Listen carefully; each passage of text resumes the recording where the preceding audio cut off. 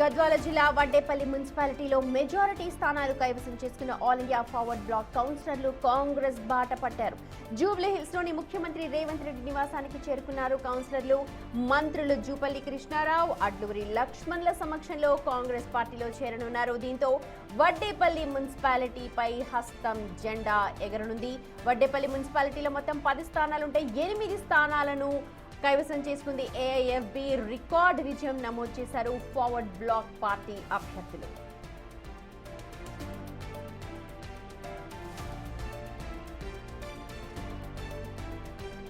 Right, మా ప్రతినిధి Shankar join అవుతున్నారు. శంకర్, 8 మంది ఏఐఎఫ్బి పార్టీ వాళ్ళు కూడా కాంగ్రెస్ బాట పట్టినట్టుగా తెలుస్తోంది. ఆల్రెడీ రేవంత్ ఇంటికి చేరుకున్నట్టుగా మనకు సమాచారం. ఒకసారి మీ దగ్గర ఉన్న సమాచారాన్ని షేర్ చేయండి.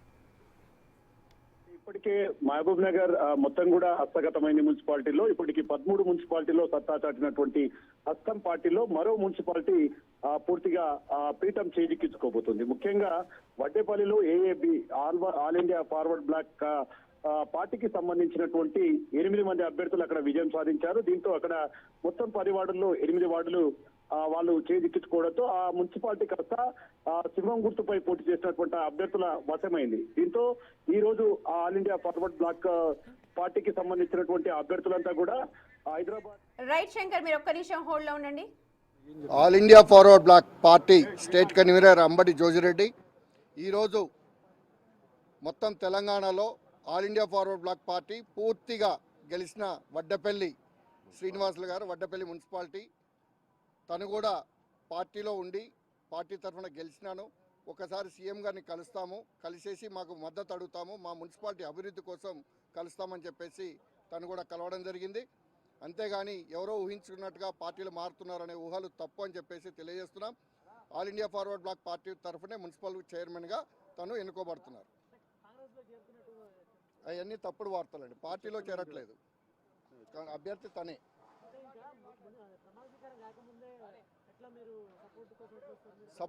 సపోర్ట్ అనే కాదు, వాళ్ళు అక్కడ ఎంపీ గారు వాళ్ళందరూ కలిసేసి వాళ్ళని తీసుకురావడం, మా డెవలప్మెంట్ కావాలనే ఉద్దేశంతో మాత్రమే రావడం జరిగింది.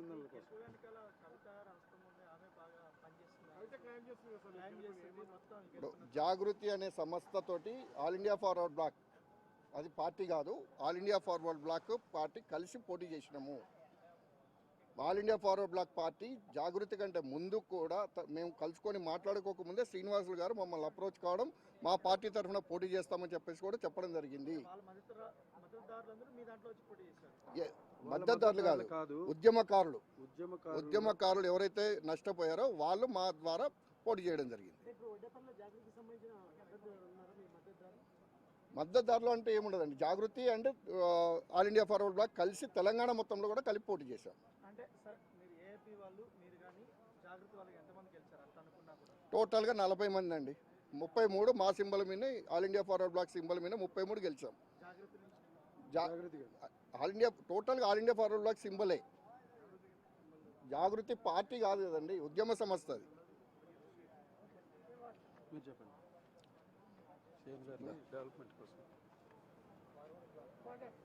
వడ్డేపల్లి మున్సిపాలిటీ మొన్న జరిగిన ఎలక్షన్లలో నా వర్గం అనగా వడ్డేపల్లి శ్రీనివాసుల వర్గం కౌన్సిలర్లు, మేము, మా కన్వీనర్లు, ఫార్వర్డ్ బ్లాక్ కన్వీనర్లు అందరం కలిసి సీఎం గారిని కలవడం జరిగింది. సీఎం గారి అభినందనలు తీసుకొని మా మున్సిపాలిటీ యొక్క అల్లంపూర్ వడ్డేపల్లి మున్సిపాలిటీ యొక్క డెవలప్మెంట్ కొరకు ఫండ్స్ కానీ సహకారం కానీ ఉండాలని, మీ ఆశీస్సులు ఉండాలని సీఎం గారిని కలవడం జరిగింది.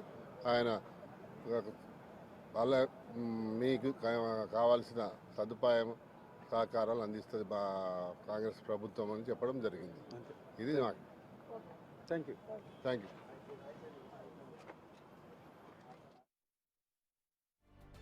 రైట్, అది జాగృతితో కలిసి పని చేశాము అని చెప్పి అంటున్నారు ఏఐఎఫ్బి వాళ్ళు.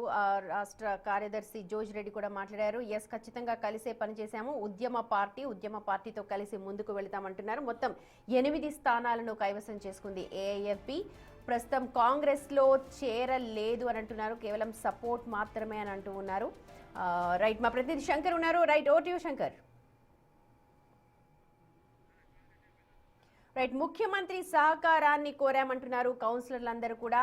గద్వాల జిల్లా వడ్డేపల్లి మున్సిపాలిటీలో నిన్న చాలా కీలక పరిణామం చోటు చేసుకుంది. కవిత సపోర్ట్ తో అక్కడ ఏఎఫ్బి వాళ్ళు గెలిచారని చెప్పి బాగా ప్రచారం జరిగింది. అయితే కవిత మద్దతు ఇచ్చిన మాట వాస్తవం అని ఒకరు అన్నారు, కానీ వాస్తవం కాదు అని మరొకరు అన్నారు.